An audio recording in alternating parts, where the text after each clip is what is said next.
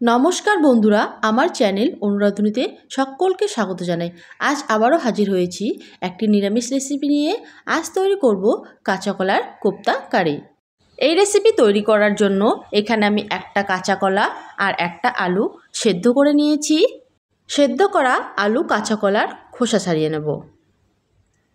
বন্ধুরা, আমার এই রেসিপি ভালো লাগলে ভিডিওটাকে একটা লাইক করবেন, বাড়িতে ট্রাই করে কমেন্টে অবশ্যই জানাবেন, আর চ্যানেলটাকে সাবস্ক্রাইব করে পাশে থাকার অনুরোধ রইল। নিরামিষ দিনে এই রেসিপি বাড়িতে অবশ্যই একবার ট্রাই করবেন, খুবই ভালো লাগে খেতে। আর যারা কাঁচা কলা খেতে একদমই পছন্দ করেন না, তারাও এই রেসিপি একবার ট্রাই করবেন, আশা করি ভালো লাগবে।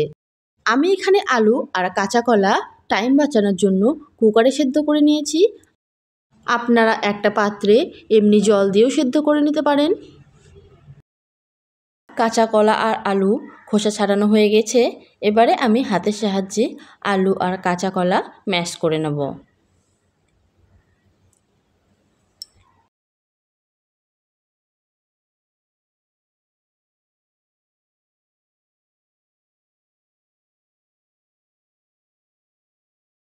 কাঁচা কলা আলু খুব সুন্দর ম্যাশ করানো হয়ে গেছে। এবারে আমি একটা পেস্ট তৈরি করব।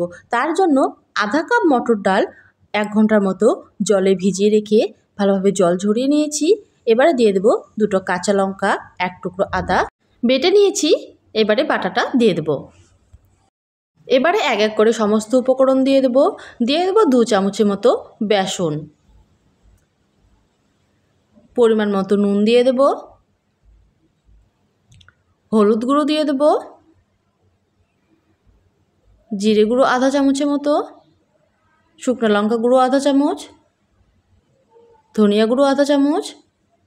সবগুলো ভালোভাবে হাতের সাহায্যে মেখে নেব। মাখতে মাখতে যদি মনে হয় একটু চ্যাপচ্যাপা লাগছে, তাহলে আবারও বেসন দিয়ে দেবেন।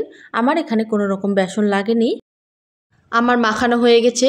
এবারে এক এক করে কোপ্তাগুলো তৈরি করে নেব। এভাবে হাতের সাহায্যে খুব সুন্দর আমি শেপ দিয়ে নেব। আমার কোপ্তা ভাজার জন্য একেবারে রেডি। প্রথমের দিকে আরেকটা আমি গ্রেভির জন্য মশলা তৈরি করে নেব। তার জন্য আমি নিয়ে নিয়েছি একটা টমেটো, কয়েকটা কাজু বাদাম, কয়েকটা কাঁচা লঙ্কা আর 1 টুকরো আদা। এটা আমি পেস্ট করে নেব। আমার পেস্ট একেবারে রেডি। এবারে আমি এক এক করে সমস্ত গুঁড়ো মশলা দেব। নিয়েছি হলুদ গুঁড়ো, জিরে গুঁড়ো আধা চামচ, ধনিয়া গুঁড়ো 1 চামচ, শুকনো লঙ্কা গুঁড়ো 1 চামচ। এবারে সমস্ত মশলা খুব সুন্দরভাবে গুলিয়ে নেব। আমার মশলা একেবারে রেডি। কোপ্তা ভাজানোর জন্য আমি কড়াই খুব ভালোভাবে গরম করে তাতে দিয়েছি তেল। তেল গরম হয়ে গেলে এক এক করে কোপ্তাগুলো দিয়ে দেব। আমি এখানে সরষের তেল ব্যবহার করেছি, আপনারা চাইলে সাদা তেল ব্যবহার করতে পারেন।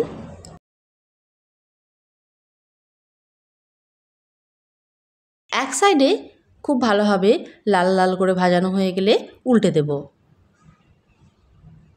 খুব সাবধানে উল্টাবো, না হলে ভেঙে যাবে।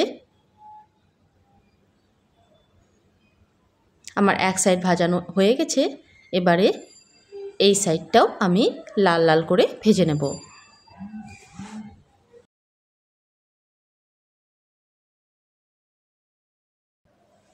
আমার কোপ্তা ভাজানো হয়ে গেছে। এবারে তুলে নেব। একইভাবে সমস্ত কোপ্তা আমার ভাজানো হয়ে গেছে। এবারে ওই তেলেই দিয়ে দেব ফোড়নে গোটা গরম মশলা আর গোটা জিরে। দিয়ে দেব আগে থেকে তৈরি করা মশলা। মশলা ধোয়া জল দিয়ে দেব।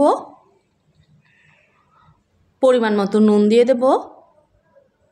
এবারে ভালোভাবে মশলা কষে নেব। যতক্ষণ না মশলা থেকে তেল ছেড়ে দিচ্ছে, ততক্ষণ মশলা আমি খুব ভালোভাবে কষে নেব।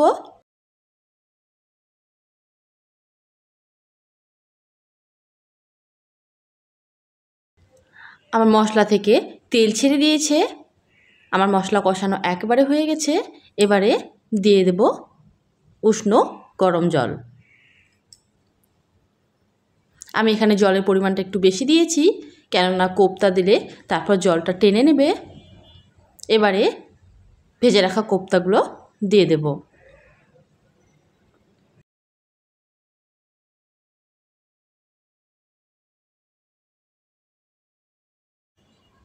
এবারে 7 মিনিটের মতো ঢেকে রান্না করব, গ্যাসের আঁচ মিডিয়াম টু লোয়ে রেখে। ফিরে এলাম 7 মিনিট পর। দেখুন বন্ধুরা কতটা জল টেনে নিয়েছে। এবারে দিয়ে দেব কাসুরি মেথি আর গরম মশলা গুঁড়ো। গ্যাসের আঁচ লোয়ে রেখে 2 মিনিট ফুটিয়ে নিলেই আমাদের কাঁচা কলার কোপ্তা কারি একেবারে রেডি। গ্যাসের আঁচ অফ করে 10 মিনিট ঢেকে তারপর পরিবেশন করব। আজ তাহলে এই পর্যন্তই। আবারও ফিরে আসবো কোনো এক রেসিপি নিয়ে। ভালো থাকবেন, সুস্থ থাকবেন। ধন্যবাদ।